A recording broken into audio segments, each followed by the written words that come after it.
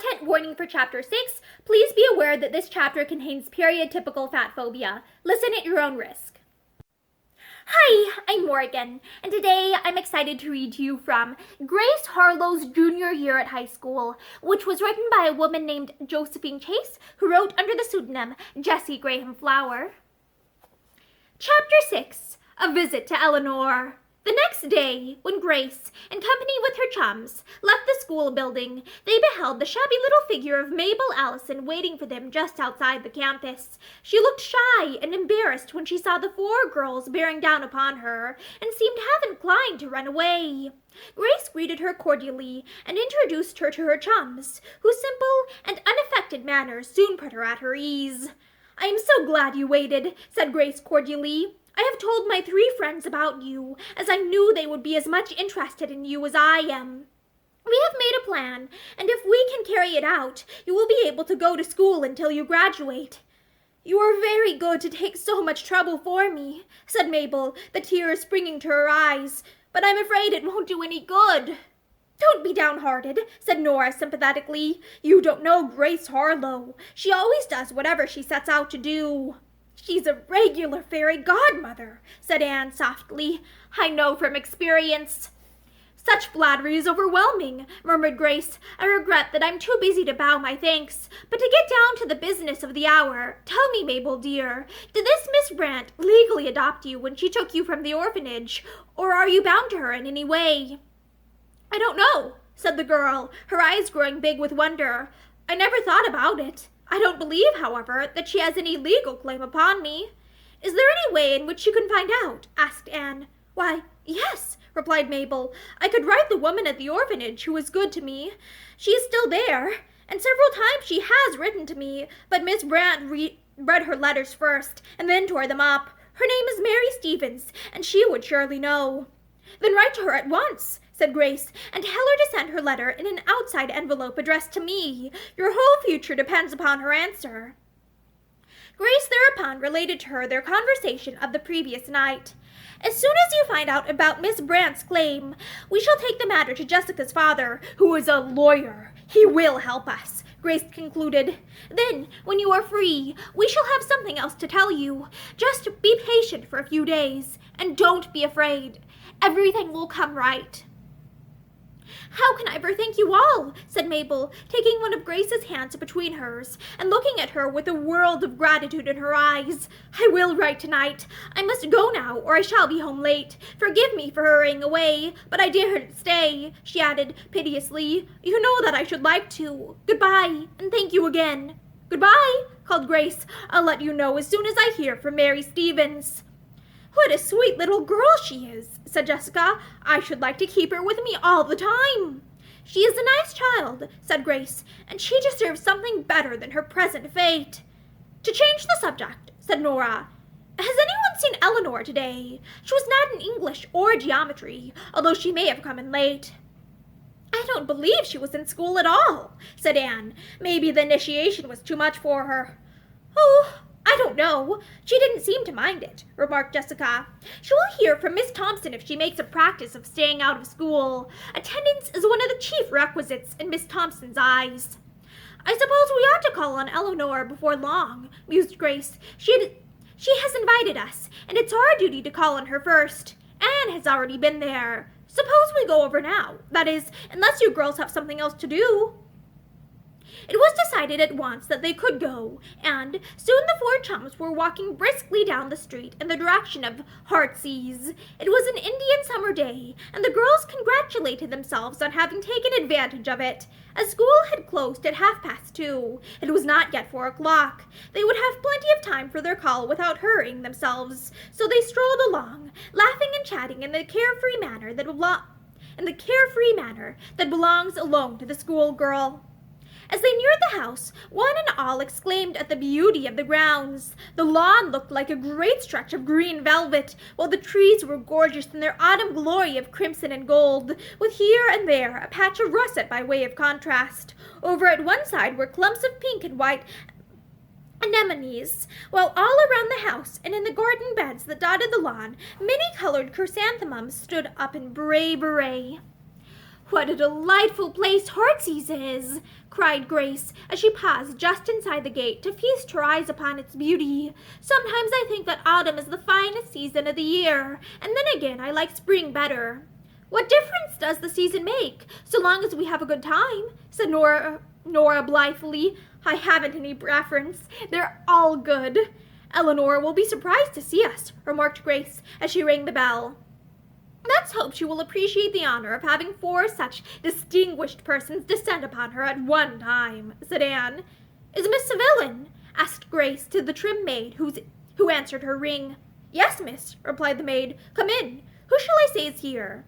"Say to Miss Saville that Grace Harlowe and her friends would like to see her."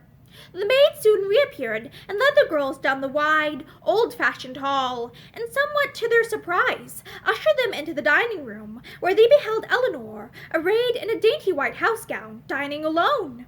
She rose as they entered and came forward with both hands outstretched. "How are the Phi Sigma Tau today?" she asked. "It was awfully nice of you to come and see me." "We thought you might be ill," said Nora. "We missed you at school today." "Oh, no," replied Eleanor serenely. "I am perfectly well. I really didn't feel like going to school today, so I stayed in bed until 11 o'clock. I'm just having lunch now. Won't you join me? I'm keeping house by myself this afternoon. My aunt is dining with Mrs. Gray." "Thank you," said Grace, speaking for the girls. "We all have supper at 6:30, and must save our appetites for that." "We usually dine about 8 o'clock, said Eleanor. "We acquired the habit of dining late from living on the continent. But come now, I've finished my lunch. I want you to see where I live almost entirely when in the house." The girls followed her up the broad staircase and down the hall. Every inch of the ground was familiar to Grace. She had been there so often with Mrs. Gray. "Oh, you have the suite at the back," she exclaimed. "I love those 2 rooms." "You will find them somewhat changed," remarked Eleanor, as she opened the door and ushered the girls into the most quietly luxurious apartment they had ever seen. Even Miriam Nesbit's room could not compare with it. "What a beautiful room!" exclaimed Grace, looking about her with delight. "I don't wonder you like to spend your time in it. I see you have your own piano." "Yes," replied Eleanor. "My aunt sent to New York for it. The one downstairs in the drawing room is all right, but I like to have this one handy, so that I can play whenever the spirit moves me. This is my bedroom," she continued, pushing aside the silken curtains that separated the 2 rooms. The girls exclaimed over the Circassian walnut furniture, and could not decide as to which room was the prettier. "Eleanor," said Grace solemnly, "you ought to be a very happy girl. You have everything heart can wish. Think of poor little Mabel Allison." "Oh, don't let's think about disagreeable things," said Eleanor lightly. "Sit down and be comfy, and I'll play for you. What shall I play?" "Do you know the Peer Gynt suite?" asked Grace. "I love Anitra's dance." Without answering, Eleanor immediately began the Peer Gynt music and played the entire suite with a remarkable expression.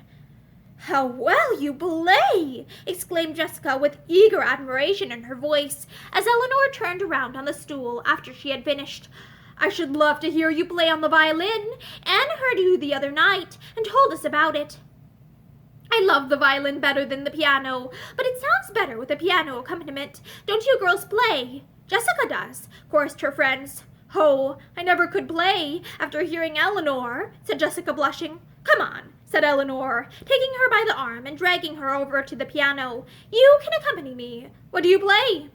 "Do you know Raff's Cavatina?" asked Jessica, a trifle shyly. "By heart," answered Eleanor. "I love it. Wait, and I'll get the music for you." After a moment's search, she produced the music, picked up her violin, and, after tightening a string, announced herself ready. The girls listened, spellbound. It seemed as though Eleanor's very soul had entered into the violin. They could not believe that this was the capricious Eleanor of half an hour before. "Whatever she may do in future," thought Grace, as she listened to the last plaintive notes of the cavatina, "I'll forgive her for her music's sake. One has to make allowances for people like her. It is the claim of the artistic temperament." "Please play once more," begged Nora. "Then we must go. It's almost 6 o'clock." Eleanor chose Nevin's Venetian love song, and Jessica again accompanied her. "You play with considerable expression," said Eleanor, as Jessica rose from the piano stool. "How could I help it?" replied Jessica, smiling. "You inspired me." Eleanor accompanied the 4 girls down the walk to the gate and repeatedly invited them to come again. "It's your turn to come and see us now," said Grace. "Do you think you will go to school tomorrow, Eleanor? Miss Thompson dislikes having the girls stay out." "I can't help what Miss Thompson dislikes," returned Eleanor, laughing. "What I dislike is of more importance to me. I dare say I shall go tomorrow, providing I get up in time."